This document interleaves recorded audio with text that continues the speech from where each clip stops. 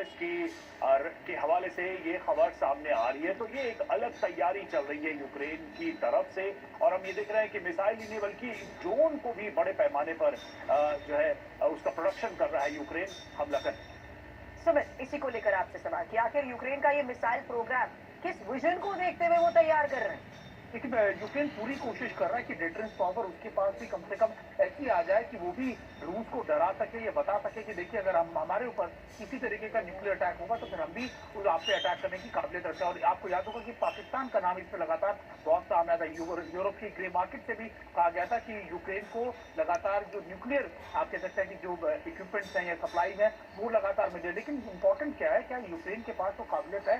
अभी तो बिल्कुल भी नहीं, क्योंकि यूक्रेन से welcome social media friends, I send in current news for you और ये नॉलेज एंड एजुकेशन। हम भी तैयारियों में लगे, लेकिन अमेरिका भी नहीं चाहेगा कि यूक्रेन के बाद social research scientist doctor Abdul Aziz भारतीय from Jaipur Rajasthan India. Russia की जंग का दायरा सिर्फ यूक्रेन तक सीमित नहीं रहेगा, वो यूरोप तक जाएगा और यूरोप तक जाएगा तो फिर अमेरिका तक भी जाएगा। तो इंडिया और पाकिस्तान को बेरोजगारी समाप्त करने के लिए आप कह सकते हैं कि फ्री रिस्किंग जोन है, अपने बेरोजगारों को 3-3 महीने की ट्रेनिंग, आर्मी ट्रेनिंग देकर रशिया गवर्नमेंट से कांटेक्ट करके सप्लाई करनी चाहिए, जिससे बेरोजगारी समाप्त हो, पैसा भी मिले आपस में ये बात तय हो जाए कि हथियार दोनों तरफ बराबर और हमारे देश का नाम भी हो।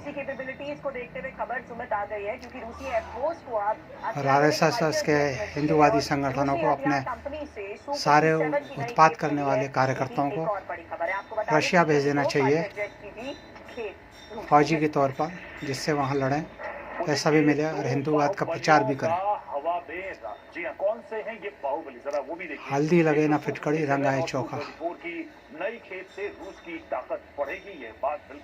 All the best wishes for you social media friends. Welcome again. Bharat जिंदाबाद। में काफी तेजी आ सकती है, यानी टारगेटेड हमले रूस करने में और ज्यादा सक्षम हो सकता है। हालांकि इसकी खासियत जान लीजिए। Su-57 जिसका जिक्र रवि कर रहे हैं, 5वीं पीढ़ी का ये लड़ाकू विमान है, रडार की पहुंच से बाहर रहता है और साथ ही 6 मिसाइलें ले जाने की भी इसकी क्षमता है। लंबे समय तक उड़ान भरने की भी ये क्षमता रखता है। Su-34 की बात कर लेते, इसकी क्या खासियत है?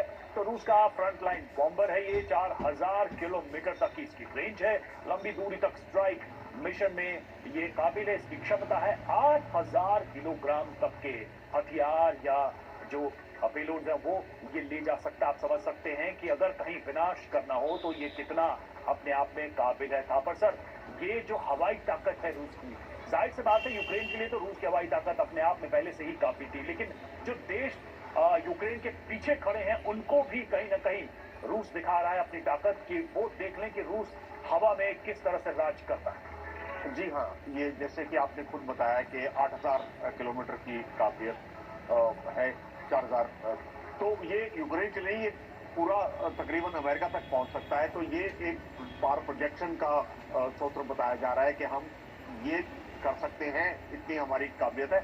और एयरफोर्स शुरू से ही रशिया का स्ट्रॉन्ग पॉइंट रहा है, चाहे मिड के टाइम हो या स्कॉय के टाइम हो, शुरू से ही रशिया के पास एयरफोर्स के बहुत प्रोग्रेस किया है और उसके मुकाबले में अमेरिका ने F-16 और F सीरीज के शुरू किए। तो रशिया की काबिलियत एयरफोर्स में यूक्रेन मैच नहीं कर सकता, जो प्रेजेंट हालात, जब अनलेस उसको सपोर्ट बाहर से ना मिलती रहे कंटिन्यूस। तो एक पावर प्रोजेक्शन बन रहा है जो कि सब देशों के लिए है, सिर्फ यूक्रेन की। यूक्रेन को तो वो नॉर्मली अपने एयरक्राफ्ट से टारगेट कर सकता है, उसके लिए लॉन्ग रेंज चाहिए नहीं, क्योंकि जो बॉर्डर के पास के एयरफील्ड हैं वहीं से लॉन्च करके वो तकरीबन कवर कर सकता है यूक्रेन को। लेकिन तो सवाल ऐसे में सुशील सर ये भी है, तो यूक्रेन किस पर निर्भर करेगा? क्या वाकई यूक्रेन की अब कहीं ना कहीं वेलकम सोशल मीडिया फ्रेंड्स। उम्मीदें थी वो ट्रम्प तोड़ चुके हैं? भारत यही वजह है जिंदाबाद। कि यूक्रेन कहीं ना कहीं अपनी कैपेबिलिटीज को